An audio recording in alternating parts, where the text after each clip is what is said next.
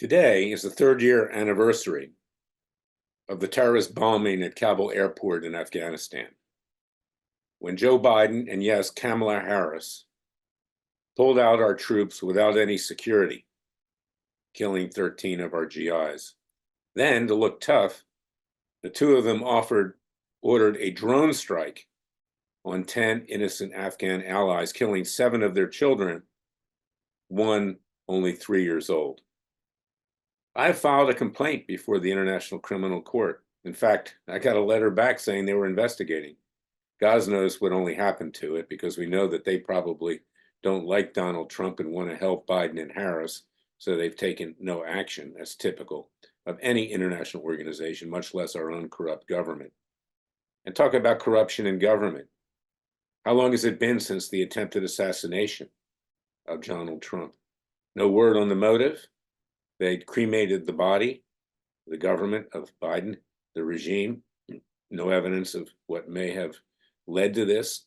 Perhaps, there was something that he was injected with, or God knows what, that might have manipulated him by others to kill President Trump. You cannot believe that this guy acted alone. There were very sophisticated detonating devices in his car that were found with bombs.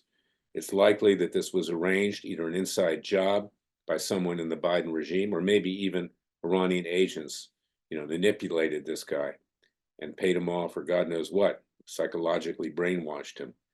That's why destroying the body is so incredible at this point in time. We at Freedom Watch are looking into this. We have a citizens grand jury that we're setting up. We will hold the guilty accountable. We will try them. We will seek their convictions. We will seek their sentences. I'm leaving open who was involved, but we know one thing, is that the FBI is totally corrupt top to bottom. It spends its time persecuting peaceful protesters from January 6th and putting Christians down and Catholics down and terrorizing them.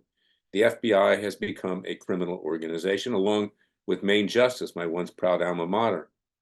The FBI, under the direction of Christopher Wray, who's a complete chameleon hack, a dishonest clown, I can't say enough. And of course, Merrick Garland, that I don't even know how to describe him, former judge of the DC Circuit, who became the head of the Justice Department, equally corrupt to Wray. This is what we're dealing with. And I'm not saying that Republican administrations have been all that much better over time. We've had all these assassinations covered up, whether it was John Kennedy, whether it was Martin Luther King, whether it was the bombing, the Olympic bombing where they pinned it on Richard Jewell, who was innocent, whether it was anthrax that hit the United States, that hit Washington, D.C. after 9/11. They blamed 2 people, the FBI, and one of them committed suicide. He was so emotionally distraught. We have Stephen Paddock in Las Vegas, who murdered massive numbers of individuals at a concert at the Mandalay Bay. The FBI went in, raided his house, his apartment in Mesquite, Nevada. We've never seen any evidence. Buried. It goes on and on. The bottom line is this: our government is one of the most corrupt governments in history of this world, frankly. And they pretend that they're more honest. And a lot of the Americans get taken in. Oh, it's the government. Let the Republicans do it. Let the Democrats do it. We'll just do nothing. We'll sit here on our couch, putting our feet up and saying, gee, we're just in retirement, leave me alone. Or if you're young and middle-aged, I don't want to be involved. Well, this country's going down, and you can see it because the government is so darn corrupt. Shall I use the word damn corrupt? And that is why you should go to freedomwatchusa.org, join our Justice League, contribute to our cause with tax-deductible contributions. We are your real Justice Department. You do not have a Justice Department for the people. So thank you for listening to me. Take this seriously as we're coming into Labor Day. Think about it.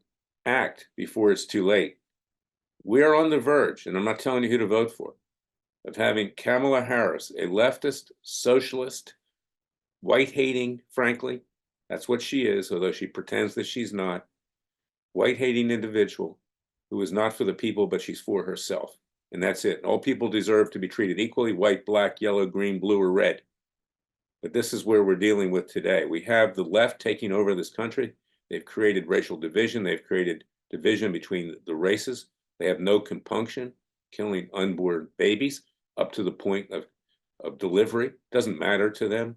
They support Planned Parenthood, which was formed by Margaret Sanger, which was designed to abort Black babies in the South. It was a type of genocide. Now they appeared in the equivalent of a taco van at the Democratic National Convention, giving out free vasectomies and abortions, and already it's been reported they killed at least 10 children during that event. You think God is sitting there twiddling his thumbs, saying, okay, this is fine? He's destroyed many civilizations in the past. And if the United States continues on this course, we can expect to be destroyed as well. So it is time, in the name of the Father and Son, to rise up, to take action, not to sit there and do nothing. Jesus didn't do nothing. Moses didn't do nothing. King David didn't do nothing. You can't sit there and do nothing if you care about your loved ones and if you care about yourself. So join us at freedomwatchusa.org. Contribute to our cause with tax-deductible contributions. I don't like to ask for money, but we need it. We need to get bigger. We need more lawyers. We need more paralegals. We need to file more cases. We need to support the citizens' grand juries. We need to take action on behalf of you and your loved ones, and join us, please. Join our Justice League. Go to freedomwatchusa.org. God bless you. God bless your family. God save America.